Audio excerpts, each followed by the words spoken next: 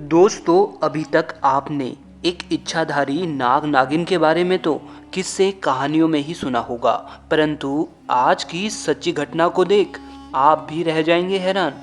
बिहार के उदयगिरी पहाड़ी में गांव वालों के सामने आई एक इच्छाधारी नागिन, जिसने पूरे गांव को सकते में डाल दिया। इस नागिन के इस तरह अचानक प्रकट होने के पीछे का जो रहस्य है, जान हर कोई रह जाएगा दंग। दरअसल यह घटना घटित हुई थी बिहार के एक छोटे से सेतिया गांव में, जो कि उदयगिरी पहाड़ी पर बसा हुआ था। इस गांव में जातिवाद का बोलबाला बहुत था। अपने से छोटी जाति के घर का पानी पीना भी पाप था। इस गांव में अपने पति रामू के साथ रहती थी सीमा।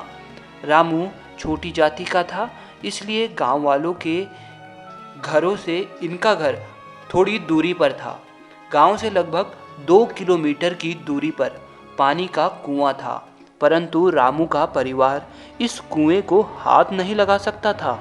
जब भी गांव की महिला पानी भरने आती, तो ही उनमें से कोई रामू के परिवार पर दया करके खुद एक बाल्टी पानी निकाल कर उन्हें दे देता, या फिर एक बाल्टी पानी के लिए भी रामू को पैसे देने पड़ते। रामू गांव वालों के सामान को ढोता या उनका कोई काम आदि कर अपने परिवार का खर्चा चलाता था। इस काम में उसकी पत्नी भी उसका हाथ बटाती थी। इसे नियति कहे या रामू के परिवार का दुर्भाग्य। एक दिन अचानक रामू की तबीयत बहुत ज़्यादा बिगड़ी। अपने गरीबी के कारण सीमा किसी डॉक्टर को भी नहीं बुला सकती। पुराने तरीकों से ही वह रामू का खुद इलाज कर रही थी। रामू की तबीयत इतनी खराब थी कि उसने खाना भी छोड़ दिया था। उसका गला बार बार सूखे जा रहा था। तो सीमा रामू को पानी देकर आराम पहुंचाती, परंतु ये क्या, शाम को ही घर का सारा पानी खत्म हो गया और सीमा कुएं में जा नहीं सकती थी, क्योंकि वह छोटी जाति की थी। और कुएं के पास आई गांव की औरतों से जब पानी सीमा ने मांगा, तो उन्होंने साफ इनकार कर दिया। उधर रामू की तबीयत अब और बिगड़ती जा रही थी। सीमा ने गांव की परवाह किए बिना लड़कर गांव की औरतों के सामने कुएं से पानी निकाला और अपने पति को पिलाया। जब ये बात गांव में फैली और गांव के प्रधान को पता चली, तो उन्होंने कुएं के सामने तुरंत 4 आदमियों को लगा दिया, ताकि सीमा कुएं से पानी दोबारा ना ले सके, और इस तरह कुएं को भी अपवित्र होने से बचाया जाएगा।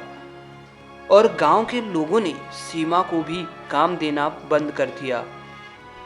घर में पानी की कमी और पैसों की कमी के कारण सीमा का जीना बदहाल हो गया। उधर रामू की भी तबीयत अधिक खराब होने की वजह से वह बच न सका। गांव वालों का कहर और अचानक पति के मौत से सीमा का दुख का ठिकाना न रहा, और वो भी ज़्यादा दिन जिंदा नहीं बच पाई। गांव वाले तो रामू के परिवार से उनके छोटी जाति के कारण पहले से ही चिढ़ते थे। गांव वालों को उनकी मौत से कोई फर्क ही नहीं पड़ा।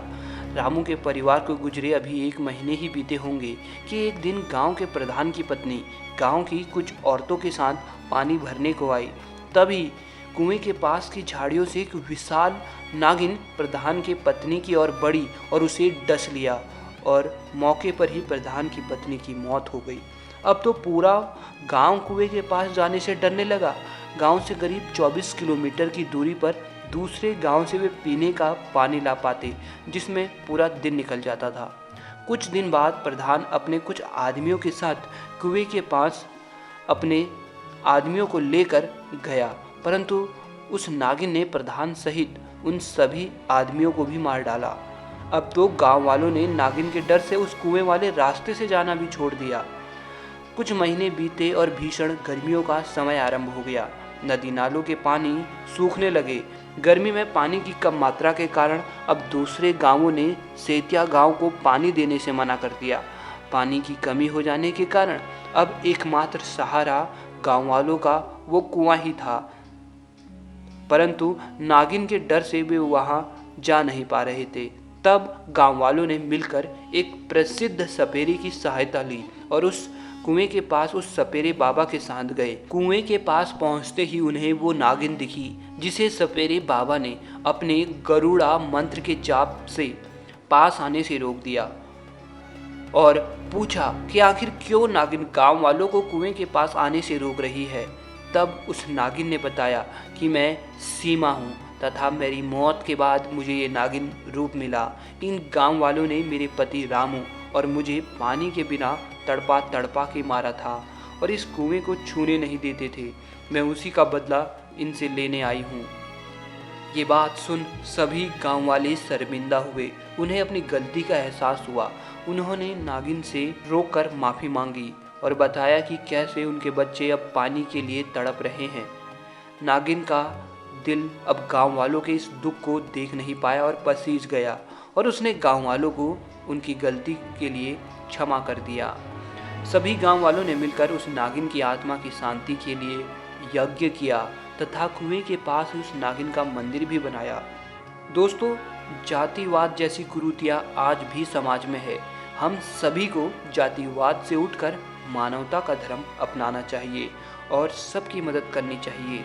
क्या दोस्तों, आपके इधर भी ऐसे ही जातिवाद से संबंधित समस्याएं हैं? हमें कमेंट बॉक्स में जरूर बताना कि कौन सा रूढ़िवादी आडंबर आज भी आपके गांव में है।